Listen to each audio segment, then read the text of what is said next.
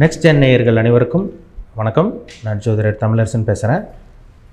இன்றைக்கி நம்ம இந்த வீடியோவில் எதை பற்றி பார்க்க போகிறோன்னா, ஜூன் மாத ராசி பலன்கள் 2025 எப்படி இருக்குது நம்ம பார்க்க போகிறோம். சரிங்களா? இந்த ஜூன் மாதம் எப்படி இருக்குது நம்ம தெளிவாக பார்த்துடலாம். மேஷ ராசியில் காலபுருஷ தத்துவப்படி முதல் ராசியில் மேஷ ராசியில் சுக்கிரன் சஞ்சரிச்சிருக்காங்க. ரிஷப ராசியில் வந்து பார்த்திங்கன்னா சூரியனும் புதனும் சஞ்சரிச்சிருக்காங்க. குரு வந்து பார்த்திங்கன்னா மிதுன ராசியில் சஞ்சரிச்சிருக்காரு. செவ்வாய் வந்து கடக ராசியில் சஞ்சரிச்சிருக்காங்க. கேது வந்து சிம்ம ராசியில் இருக்கார். ராகு வந்து கும்ப ராசியில் இருக்காங்க. சனி வந்து பார்த்திங்கன்னா மீன ராசியில் சனி சஞ்சரிச்சிருக்காங்க. இதுதான் ஜூன் மாதம் 1ஆம் தேதிக்கு உண்டான கிரக நிலைகள். நம்ம 12 ராசிக்காரங்களுக்கும் இந்த ஜூன் மாதம் எப்படி இருக்குன்னு நம்ம ஒரு பொதுவான பலன் தான் நம்ம பார்க்க போகிறோம். சரிங்களா? ராசி பலன்கிறது வந்து பார்த்திங்கன்னா நம்ம சந்திரன் வச்சு தான் பார்த்துட்ருக்கோம். உடல் காரகன், மனோகாரகன் சந்திரன். இதை நீங்கள் தெளிவாக புரிஞ்சுக்கணும். சரிங்களா? ஜாதகம் வேறு, கோச்சார பலன் வேறு. கோச்சார பலன்கிறது வந்து பார்த்திங்கன்னா வான்மண்டலத்தில் இப்போ வந்து கிரகங்கள் நகரக்கூடிய அமைப்பு வச்சு நம்ம பார்க்குறோம். கிரகங்கள் வந்து எப்படி நகர்றாங்க, எந்தெந்த அமைப்பில் இருக்காங்க, யாரோடு சேர்ந்துருக்காங்க, யாரால் பார்க்கப்பட்டிருக்காங்க, உங்களுக்கு சாதகமாக பாதகமானு நம்ம ஜென்ரலாக பொதுவாக பார்க்குறோம். ஒரு ராசியில் வந்து பார்த்திங்கன்னா பல லட்சக்கணக்கான பேர் பிறந்திருப்பாங்க. எல்லாத்துக்கும் வந்து பார்த்திங்கன்னா ஒரே மாதிரி நடக்கிறதில்ல. அதை நீங்கள் தெளிவாக புரிஞ்சுக்கணும். சார், எனக்கு நீங்கள் சொல்கிறது நடக்க மாட்டேங்குது, நீங்கள் ஒன்று சொல்கிறீங்க, நடக்கிறது வேறு மாதிரி இருக்குன்னு ஒரு சில பேர் சொல்கிறாங்க. ஒரு சில பேர் வந்து பார்த்திங்கன்னா, சார் நீங்கள் சொல்கிறதில் அப்படியே நடந்துகிட்ருக்கு, நீங்கள் சொல்கிறது அப்படியே தான் போயிட்டுருக்கு, எங்கள் வாழ்க்கையில் நடந்துகிட்ருக்குன்னு ஒரு சில பேர் சொல்கிறாங்க. அதுக்கு என்ன காரணம்னா, அவங்க ஜாதகம் மேட்ச் ஆகணும். சரிங்களா? இப்போ ஜாதகத்தில் நல்ல தசாபுத்தி நடந்து கோச்சாரமும் நான் உங்களுக்கு இந்த ராசி பலனும் உங்களுக்கு கோச்சார பலனும் உங்களுக்கு நல்லா இருந்ததுன்னா டெஃபினட்டாக நீங்கள் நல்லா இருக்க போகிறீங்களா, டவுட்டே கிடையாது. ஜாதகமும் உங்களுக்கு சரியில்லை, கோச்சார பலனும் சரியில்லைன்னா கண்டிப்பாக உங்களுக்கு பிரச்சனை தான். சரிங்களா? அப்போது அதை நீங்கள் தெளிவாக புரிஞ்சுக்கணும். ஜாதகம் நல்லா இல்லாமல் இருந்து கோச்சார பலன் ஓரளவுக்கு சுமாராக இருந்துச்சுன்னா கூட, ஜாதகம் நல்லா இருந்து கோச்சார பலன் சுமாராக இருந்தால் கூட உங்களுக்கு கண்டிப்பாக நல்ல விஷயங்கள் நடக்கும். ஜாதகம் சுத்தமாக நல்லா இல்லாமல் இருந்து, உங்கள் தசாபுத்தி சரியில்லாமல் இருந்து கோச்சாரம் நல்லா இருந்துச்சுன்னா பெரிய அளவுக்கு உங்களுக்கு இம்பேக்ட் ஏற்படுத்தாது. அப்போ ஜாதகத்தை மீறி இந்த கோச்சார பலன், இந்த கிரகநிலைகள், இந்த ராசி பலன் வேலை செய்யுமான்னா நிச்சயமாக வேலை செய்யாது, கண்டிப்பாக வேலை செய்யாது. சரிங்களா? அதுதான் உண்மை. சரிங்களா? உங்கள் தனிப்பட்ட ஜாதகத்தை செக் பண்ணுங்கள். இப்போ வான்மண்டலத்தில் கிரகங்கள் எப்படி இருக்குது, கிரகங்களோட நகர்வு எப்படி இருக்குன்னு நம்ம ஜென்ரலாக நம்ம பார்க்குறோம். உங்கள் பிறப்பு ஜாதகத்தில் உங்களுக்கு என்ன தசாபுத்தி போகுது, உங்கள் வயசு என்ன, நீங்கள் என்ன நட்சத்திர பாதத்தில் பிறந்தீங்க, இனிமேல் உங்கள் வாழ்க்கையில் என்னென்ன சம்பவங்கள் நடக்கும், இதுதான் ரொம்ப ரொம்ப முக்கியம்.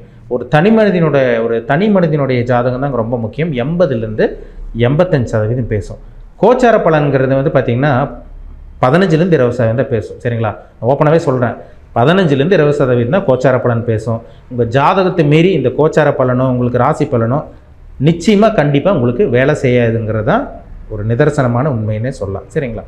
உங்கள் பிறப்பு ஜாதகத்தை பாருங்கள், என்ன தசாபுத்தி போகுது, உங்களுக்கு சாதகமான தசாபுத்தி போகுதா அல்லது உங்களுக்கு பாதகமான தசாபுத்தி போகுதா, எப்படி போயிட்டுருக்குன்னு பாருங்கள். அதை தெரிஞ்சால் தான் உங்களுக்கு மற்ற விஷயமெல்லாம் உங்களால் தெரிஞ்சுக்க முடியும். சரிங்களா? உங்களுக்கு பாசிட்டிவ் எப்போ, நெகட்டிவ் எப்போ, என்னென்ன காலகட்டங்கள் என்னென்ன நடக்கும்னு எல்லாமே தெரிஞ்சுக்க முடியும். பிறப்பு ஜாதகத்தை மீறி கோச்சார பலன் கண்டிப்பாக வேலை செய்யாது.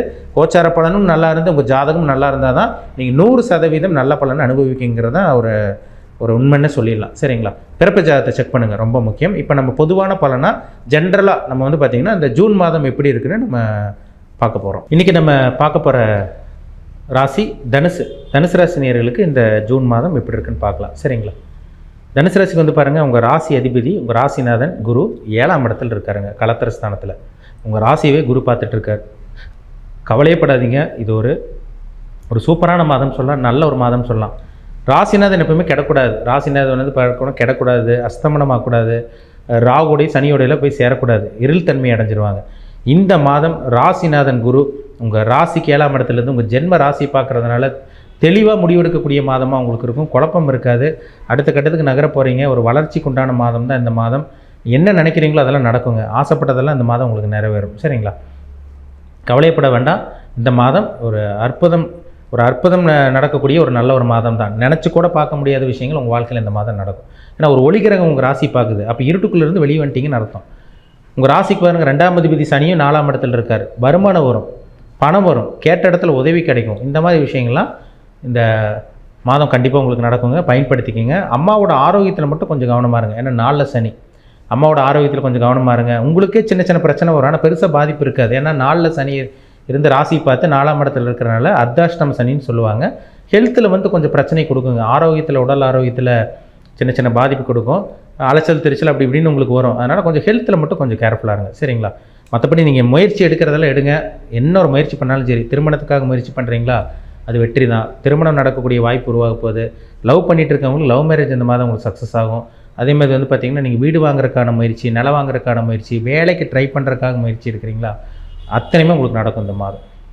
ஏன்னா 3ஆம் இடத்துல இருக்கிற ராகு ஒரு தைரியத்தை கொடுப்பார், தன்னம்பிக்கை கொடுப்பார், ஒரு விடாமுயற்சியோட ஒரு உத்வேகத்தோட வேகமாக செயல்படக்கூடிய ஒரு மாதம் தான் இந்த மாதம். புத்திர பாக்கியம் கிடைக்கும். ஒரு சில பேருக்கெல்லாம் குழந்தை பாக்கியம் இல்லாமல் இருக்கவங்களுக்கெல்லாம் புத்திர பாக்கியம் கிடைக்கக்கூடிய ஒரு நல்ல ஒரு மாதம் இந்த மாதம்.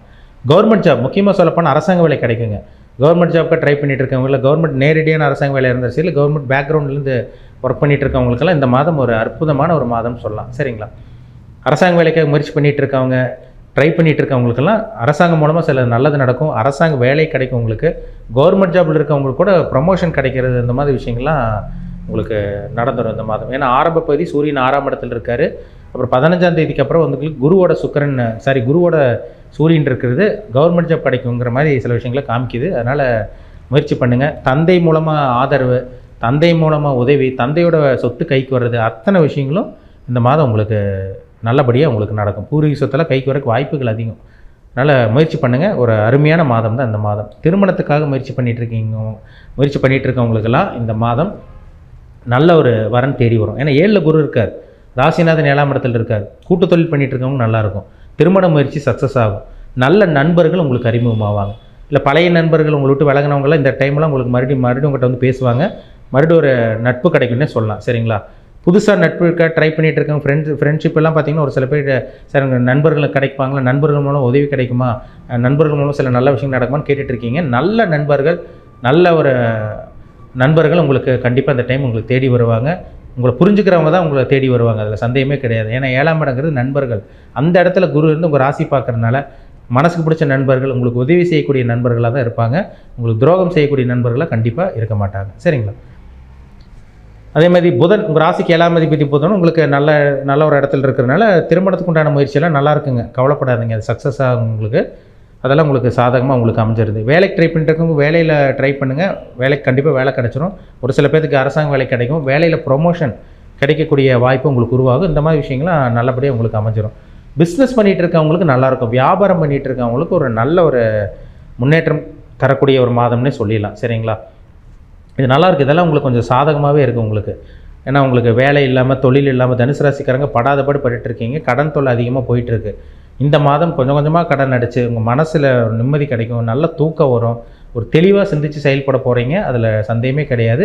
இந்த ஜூன் மாதம் உங்களுக்கு நல்லாயிருக்கும் உங்களுக்கு, சரிங்களா? வேலை இழந்தவங்களுக்கு மீண்டும் வேலை கிடைக்கிறது, தொழிலில் நஷ்டமாக போயிட்டு இருந்தவங்களுக்கு மறுபடியும் தொழிலில் வந்து பார்த்திங்கன்னா ஒரு முன்னேற்றம், வளர்ச்சி இருக்கிறது. இதெல்லாமே இந்த மாதம் நீங்கள் பார்க்க போகிறீங்க. ஒரு அற்புதம் நிறைந்த ஒரு யோகமான ஒரு நல்ல ஒரு மாதம் சொல்லியில் இந்த ஜூன் மாதம் நிறைய நல்ல விஷயங்கள் உங்கள் வாழ்க்கையில் நடக்கும். சின்ன சின்ன பிரச்சனை இருந்தால் கூட அது பெரிய அளவுக்கு பாதிப்பு இருக்காது. உங்கள் ஜாதகம் மட்டும் நல்லா சப்போர்ட் பண்ணிருச்சுன்னா, நல்ல தசாபுத்தியில் நடந்துச்சுன்னா நீங்கள் கவலைப்பட வேண்டிய அவசியமே கிடையாது. இந்த மாதம் எல்லா விஷயங்களும் உங்களுக்கு நல்லது நடக்கும்னு சொல்லிடலாம், சரிங்களா? திருமணம் நடக்கும், புத்திர பாக்கியம் கிடைக்கும். அதே மாதிரி வந்து பார்த்திங்கன்னா உங்களுக்கு பூர்வீக சொத்து கிடைக்கிறது, வேலை இல்லாமல் இருக்கவங்க, வேலை இழந்தவங்களுக்கு வேலை கிடைக்கிறது, தொழிலில் டெவலப் ஆகிறது, அடுத்த கட்டத்துக்கு போகிறது, கேட்ட இடத்துல உதவி கிடைக்கிறது, கேட்ட இடத்துல கடன் கிடைக்கிறது, அத்தனை விஷயங்களும் இந்த மாதம் உங்களுக்கு கண்டிப்பாக கிடைக்கும். அவங்கவுங்க வயதுக்கு தகுந்த மாதிரி சில நல்ல விஷயங்கள் நடக்கும், சரிங்களா? எல்லாத்துக்கும் ஒரே மாதிரி நடக்காது. ஒவ்வொருத்தரும் ஒவ்வொரு விதமாக இருப்பாங்க, ஒவ்வொரு வயசில் இருப்பாங்க. உங்கள் தனிப்பட்ட ஜாதகத்தில் என்ன தசாபுத்தி போகுதுன்னு பாருங்கள். அதுதாங்க ரொம்ப ரொம்ப முக்கியம். அதை மீறி இந்த கோச்சார பலன் வேலை செய்யாது. அதுவும் நல்லா இருக்குது, இதுவும் நல்லா இருந்ததுன்னா கண்டிப்பாக நீங்கள் நல்லா இருக்க போகிறீங்க, அதில் சந்தேகமே கிடையாது, சரிங்களா?